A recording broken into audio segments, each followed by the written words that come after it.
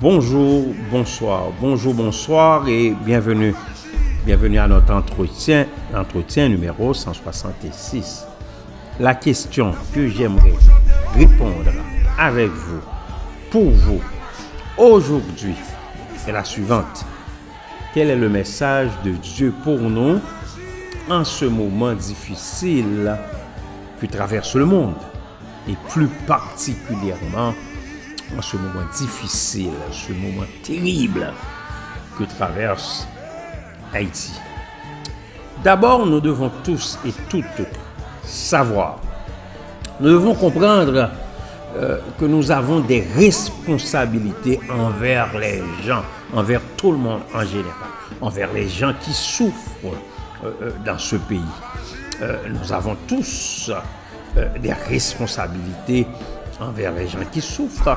Nous avons tous nos implications, notre rôle à jouer dans tout ça. Nous avons aussi des responsabilités envers des collègues de travail, envers des collaborateurs, envers nos amis, notre famille. Et plus important, nous avons des responsabilités envers le Dieu Tout-Puissant, le Créateur du ciel et de la terre. Ce que j'aimerais faire pour nous aider dans tout ça, c'est de tourner vers la parole de Dieu. Tournons vers la parole de Dieu pour une assurance. Tournons vers la parole de Dieu pour un réconfort. Tournons vers la parole de Dieu pour un soulagement, un apaisement, une consolation.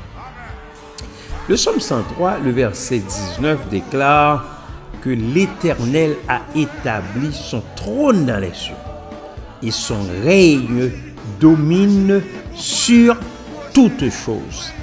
Ça veut dire quoi? Ça veut dire qu'il a le contrôle sur tout ce qui se passe. Il a le contrôle sur nos maladies. Il a le contrôle sur nos souffrances. Il a le contrôle sur tout ce qui se passe en Haïti. Dieu connaît la chose avant que cela se passe. Dieu connaît pourquoi que la chose se passe.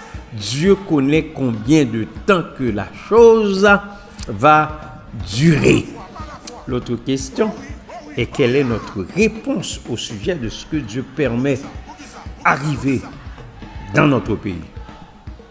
Quelle est notre réplique à tout cela?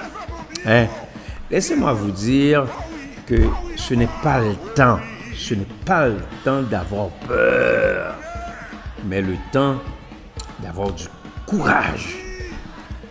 Ce n'est pas le temps de se sentir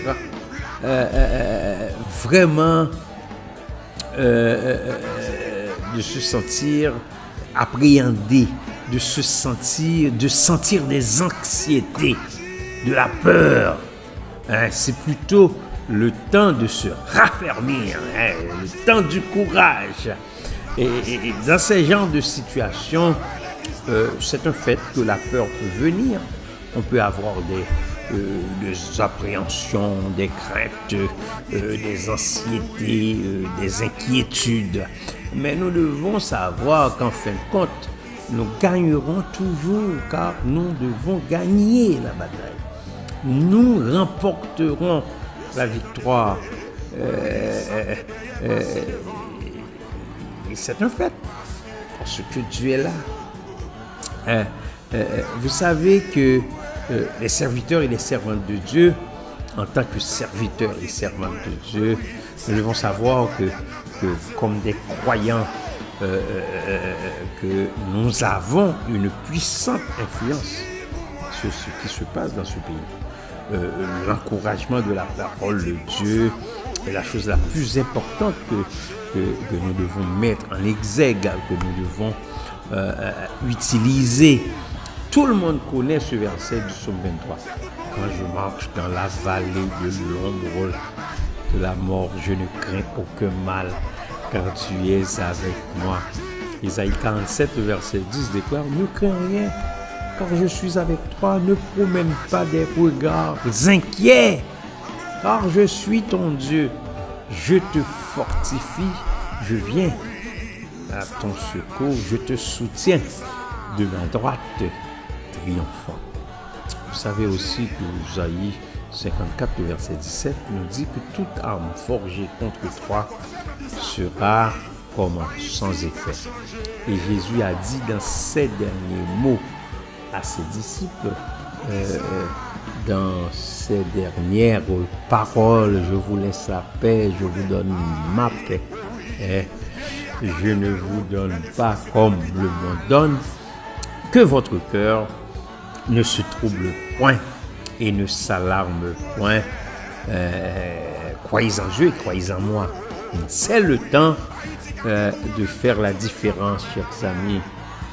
Maintenant, c'est le temps de faire la différence entre la foi et les sentiments, car la foi peut surmonter les sentiments. La foi peut écraser les sentiments. Ce n'est pas le temps pour le plaisir, mais le temps pour la prière.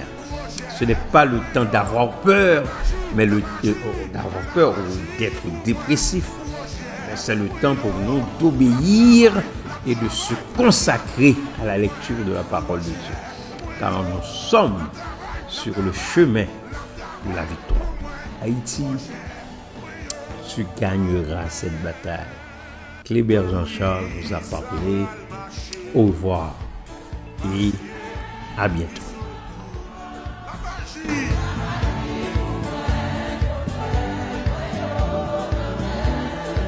La foi pour chanter, oh oui, là.